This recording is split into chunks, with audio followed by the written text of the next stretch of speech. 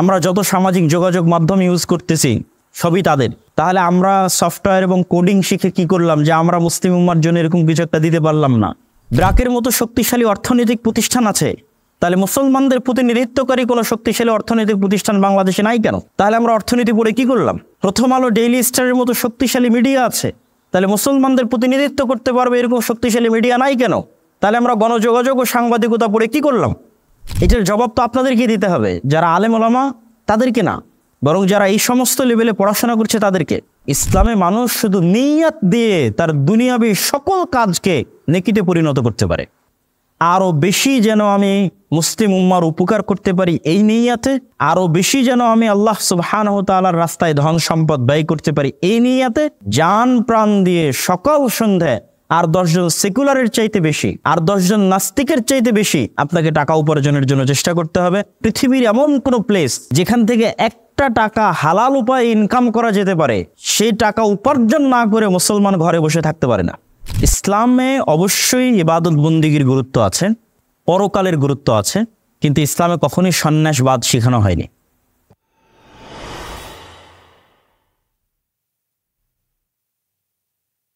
রিজিক এবং ক্যারিয়ার পরিকল্পনার উপর সংক্ষিপ্ত অতি অল্প সময়ে গুরুত্বপূর্ণ কিছু পয়েন্ট তুলে ধরার চেষ্টা করব ইনশাআল্লাহ। আসলে ইসলাম, আমরা সবাই একটি মুখস্থ বাক্য জানি যে is a complete code of life, পরিপূর্ণ জীবন বিধান। ফলত এখানে আল্লাহর প্রতি ভরসা বা আল্লাহ সুবহানাহু ওয়া তাআলার ভয় বা সব কিছু আল্লাহ সুবহানাহু ওয়া তাআলা দেখবেন, এটির নামে পরিপূর্ণ সন্ন্যাসবাদের কোনো জায়গা নাই। সম্পূর্ণ দুনিয়া বিমুখতার কোনো জায়গা ইসলামে নাই। ততক্ষণ পর্যন্ত দুনিয়া বিমুখ, যতক্ষণ পর্যন্ত সেটি আমার দিনের যে দায়রা বা হাদ সেটি লঙ্ঘন করছে। না হলে আল্লাহ সুবহানাহু ওয়া তাআলা এই আদেশ দিতেন না যে ফাইদা কদাইতুমুস সালাহ ফান্তাশিরু ফিল আরজ ওয়াবতাগু মিন ফাজলিল্লাহ, যে হে মানুষেরা, হে ইমানদারেরা, যখন তোমাদের সালাত শেষ হয়ে যায় তখন আল্লাহ সুবহানাহু ওয়া তাআলা বাকি পুরো সময় সালাতে কাটিয়ে দিবেন, পুরো সময় ইবাদত বন্দিগি করবেন, এমনটা আদেশ দেননি। তিনি বলছেন সালাত শেষ হওয়া মাত্রই তোমরা জমিনে বেরিয়ে যাও এবং জমিনে আল্লাহর নেয়ামত অনুসন্ধান করো। এই কথাটা এতটা গভীর মিনিং রাখে, মানে যেই রিক্সাওয়ালা এখন বৃষ্টির মধ্যে কাঞ্চন ব্রিজে দাঁড়িয়ে আছে সিএনজি, আর আরেকজন সিএনজি ড্রাইভার যে বৃষ্টির কারণে বাড়ি থেকে বের হয়নি, তো এই সিএনজি ড্রাইভারের কাছে গিয়ে যে আমি ভাড়া করলাম এবং সে যে 50 টাকা লাভ করলো, এটা হচ্ছে আল্লাহর দয়া। অবতাগু মিন ফাজলিল্লাহ, আল্লাহর দয়া অনুসন্ধান করো। আর আরেকজন যে ঘরে শুয়ে আছে সে আল্লাহর এই দয়াটা অনুসন্ধান করেনি। আরেকটি ঘটনা বললে এটা আপনাদের কাছে একদম পরিষ্কার হয়ে যাবে। আইয়ুব আলাইহিস সালাতু ওয়াস সালাম, একবার তিনি গোসল করছিলেন, তো আল্লাহ সুবহানাহু ওয়া তাআলা আসমান থেকে স্বর্ণের বৃষ্টি বর্ষণ করছে, তো তিনি গোসল বাদ দিয়ে স্বর্ণ কুড়াতে গেছে। তো আল্লাহ তাকে জিজ্ঞেস করছেন যে আমি তো তোমাকে কম কিছু দেইনি, তাহলে কেন তুমি বৃষ্টি বাদ দিয়ে এখন স্বর্ণ কুড়াতে যাবে? আমার এবং আপনার কাছে দৃষ্টিকটু মনে হতে পারে যে এখন এখানে আকাশ থেকে টাকা পড়তেছে, আমরা সব বাদ দিয়ে ওইটা কুড়াতে গেলাম, তা আমি তো তোমাকে কম কিছু দেইনি, কেন গেলে? তখন তিনি উত্তরে বলছেন, মানে সারমর্ম বলি আর কি, ভাবার্থ বলি, সরাসরি অনুবাদ না। ভাবার্থ হচ্ছে যে আমি যদি পুরো দুনিয়ারও মালিক হয়ে যাই, সমগ্র আসমান এবং জমিনেরও মালিক হয়ে যাই, তবু আমি আল্লাহর দয়ার মুখাপেক্ষী, আল্লাহর দয়ার ভিখারি। আর এই যে স্বর্ণের বৃষ্টিটা হচ্ছে, এটা কার দয়া? আল্লাহর দয়া। তাহলে এই দুটা, একটি আয়াত এবং একটি হাদিস কে সামনে রেখে যদি আমি আপনাদেরকে বলতে চাই যে পৃথিবীর এমন কোনো প্লেস যেখান থেকে একটা টাকা হালাল উপায়ে ইনকাম করা যেতে পারে, সেই টাকা উপার্জন না করে মুসলমান ঘরে বসে থাকতে পারে না। কেননা ওই যে একটা টাকা উপার্জন করা যাবে হালাল, ওটা কার দয়া? আল্লাহর দয়া। আর আমি ওইটি উপার্জন না করে ঘরে বসে থাকছি, মানে আমি অহংকারী, আমি আল্লাহ সুবহানাহু ওয়া তাআলার দয়াকে মূল্যায়ন করি না। আল্লাহ সুবহানাহু ওয়া তাআলা তো আমাকে ধনী রিচম্যান করবেন না। ইসলামে অবশ্যই ইবাদত বন্দিগির গুরুত্ব আছে, পরকালের গুরুত্ব আছে, কিন্তু ইসলামে কখনোই সন্ন্যাসবাদ শেখানো হয়নি। একটা বিখ্যাত হাদিস আপনাদের জানা থাকার কথা যে একজন ব্যক্তি এসে রাসূল সাল্লাল্লাহু আলাইহি ওয়াসাল্লামের বাড়িতে এসে রাসূল সাল্লাল্লাহু আলাইহি ওয়াসাল্লামকে পেলেন না, তখন তার স্ত্রী আয়েশা রাদিয়াল্লাহু তাআলা আনহাকে জিজ্ঞেস করলেন যে তার সালাত, সিয়াম, হজ, যাকাত, ইবাদত বন্দেগী সম্পর্কে আমাদের বলেন। তো আয়েশা রাদিয়াল্লাহু তাআলা আনহা আল্লাহ নবীর ইবাদত বন্দেগী সম্পর্কে শোনালেন। তো তাদের কাছে এটি অল্প মনে হলো, কম মনে হলো। তখন তারা মনে মনে ভাবলো, যার পূর্বের এবং পরের সকল গুনাহ ক্ষমা হয়ে গেছে, তার জন্য এই অল্প ইবাদত যথেষ্ট, কিন্তু আমাদের জন্য যথেষ্ট নয়। এই জন্য তারা ওখানে দাঁড়িয়ে থেকে একজন ঘোষণা দিল, আমি সারা রাত তাহাজ্জুদের সালাত আদায় করব, একটুও ঘুমাবো না। আরেকজন দাঁড়িয়ে থেকে ঘোষণা দিল, আমি প্রত্যেক দিন সিয়াম পালন করব, একদিনে সিয়াম ভাঙবো না। আরেকজন দাঁড়িয়ে থেকে ঘোষণা দিল যে আমি বিবাহই করব না। কিছুক্ষণ পর যখন রাসূলুল্লাহ সাল্লাল্লাহু আলাইহি ওয়াসাল্লাম বাড়িতে এসে শুনলেন এই ঘটনা, তখন তিনি কারো মাধ্যমে তাদেরকে ডেকে পাঠিয়ে তাদেরকে কি বললেন, যে মান রাগিবা আন সুন্নতি ফালাইসা মিন্নি, যারা আমার সুন্নাতের অনুসরণ করলো না তারা আমার দলের অন্তর্ভুক্ত নয়। আর আসমানের নিচে জমিনের উপর আল্লাহকে সবচেয়ে বেশি ভয় করে, আল্লাহ ভীরু তাকওয়াবান পরহেজগার যদি সবচেয়ে বেশি কেউ থাকে, তাহলে তিনি কে? মুহাম্মদ সাল্লাল্লাহু আলাইহি ওয়াসাল্লাম। তাহলে মুহাম্মদ সাল্লাল্লাহু আলাইহি ওয়াসাল্লাম রাতের কিছু অংশ ইবাদত করতেন, বাকি সময় ঘুমাতেন। মাঝে মধ্যে সিয়াম রাখতেন, তারপর ছেড়ে দিতেন, যেমন সোমবার, বৃহস্পতিবার সিয়াম রাখতেন। মাসের 15 দিন সিয়াম রাখতেন, সাধারণত বাকি দিনগুলো ছেড়ে দিতেন। শাবান মাসে প্রচুর সিয়াম রাখতেন, রমাজান মাস পুরোটাই সিয়াম রাখতেন।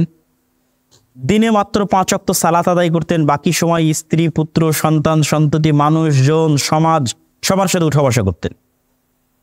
মুহাম্মদ সাল্লাল্লাহু আলাইহি ওয়াসাল্লাম একজন রিসার্চার নন, গবেষক নন, যে আমাদের মতো 4 দেওয়ালের মধ্যে আবদ্ধ লাইব্রেরির মধ্যে বই বের করছেন, পড়ছেন আর গবেষণা করে বই লিখতেছে। যেমন আমরা গবেষণা করে লিখেছি। আজকে যে টপিক দেওয়া আছে সেই টপিকের উপর আমার একটি বই আছে রিজিক নামে, সেটি এটি। তো মুহাম্মদ সাল্লাল্লাহু আলাইহি ওয়াসাল্লাম কি লিখতে জানতেন? একটু কথা বলতে হবে। লিখতে জানতেন, পড়তে জানতেন। তার মানে তার বাড়িতে একটি লাইব্রেরি থাকবে আর তিনি সেখান থেকে বই পড়বেন আর গবেষণা করে লিখবেন, এটির সুযোগ তার ছিল না। তাহলে তিনি 5 ওয়াক্ত সালাত বাদে বাকি সময় কি করতেন? মানুষের সাথে সময় দিতেন। কিন্তু আমরা আলেম ওলামারা সমাজ বিচ্ছিন্ন হয়ে গেছে। কিছুক্ষণ আগেই যে পয়েন্ট আসছিল, যে কিভাবে জেনারেল শিক্ষিতদের সাথে, স্টুডেন্টসদের সাথে আলেম ওলামাদের মেলবন্ধন তৈরি করা যায়, এটার জিম্মেদারি কিন্তু আগে আমাদের নিতে হবে। কারণ আমাদের নবী ছিলেন 100% সমাজ কানেক্টেড, আর আমরা হচ্ছে শতভাগ সমাজ বিচ্ছিন্ন। কারণ আমরা মনে করেছি দিন মানেই আমাকে মাদ্রাসায় ছাত্রদের সাথে দার্স দিতে হবে, দিন মানেই আমাকে গবেষণা করে বই লিখতে হবে। কিন্তু আমি বলতে গেলে অনেকেই হয়তো আবার সমালোচনা করতে পারে ফেসবুকে, কথা তো সাবধানে বলতে হয়। কিন্তু দিন মানে প্রকৃত অর্থে আসলে যে মানুষের সাথে উঠা বসা, মেলামেশাই, ন্যায়পরায়ণতা এবং সত্যবাদিতা প্রতিষ্ঠা করা, এটিতে আমরা অনেক পিছিয়ে আছি। এই জন্য একজন সালাফ বলেছেন, 2 জন মানুষের মধ্যে মীমাংসা করে দেওয়া, অথবা স্বামী স্ত্রীর মধ্যে মীমাংসা করে দেওয়া, অথবা যে কোনো 2 জন মানুষের মধ্যে মীমাংসা করে দেওয়া, অথবা যে কোনো একটা বিচার ন্যায়পরায়ণতার সাথে করে দেওয়া, আর সারাদিন সারা রাতের যে কোনো ইবাদতের চেয়ে উত্তম হতে পারে। তো আল্লাহ সুবহানাহু ওয়া তাআলা চাইলে কিন্তু, মাফ চাইলে কিন্তু আমাদের সকল গুনাহ ক্ষমা করে দিতে পারে। কিন্তু যখন আমি মানুষের সাথে ডিল করতে গিয়ে ইনসাফ এবং সত্যবাদিতা বজায় রাখতে পারবো না, তখন কিন্তু ওই মানুষ ক্ষমা না করলে আল্লাহ ক্ষমা করবেন। ধরে নিলাম ওই মানুষও ক্ষমা করে দিল, কিন্তু আমি রাষ্ট্রে ইসলাম প্রতিষ্ঠার অযোগ্য হিসেবে বিবেচিত হয়ে যাব, সমাজে ইসলাম প্রতিষ্ঠার অযোগ্য হিসেবে বিবেচিত হব। এই জন্য আল্লাহ কোনো নবী, কোনো রাসূল অসত্যবাদী এবং অন্যায়পরায়ণ পাঠাননি। আল্লাহর রাসূল যদি আবু সুফিয়ানের প্রতি কোনো অন্যায় আচরণ করতেন, আবু সুফিয়ানের প্রতি কোনো মিথ্যার আশ্রয় নিতেন, তাহলে আবু সুফিয়ান তার হাতে যখন ইসলাম গ্রহণ করবে তখন লজ্জা কে পেত? আমার নবী মুহাম্মদ সাল্লাল্লাহু আলাইহি ওয়াসাল্লাম লজ্জা পেতেন। কিন্তু এটার সুযোগ নাই। তো সেহেতু কেরিয়ার বিষয় মানে আপনাদের সবাইকে নিজ নিজ কেরিয়ার বাদ দিয়ে শুধু কোরআন তেলাওয়াত করতে হবে, শুধু হাদিস পড়তে হবে, সবসময় আলেম ওলামাদের সাথে থাকতে হবে, বিষয়টি কিন্তু এমন নয়।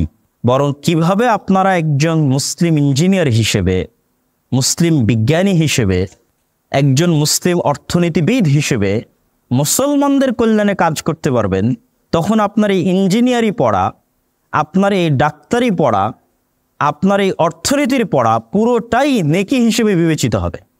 ইন্নামাল আমালু বিন্নিয়াত, ইসলামের সকল আমল নিয়াতের উপর নির্ভরশীল।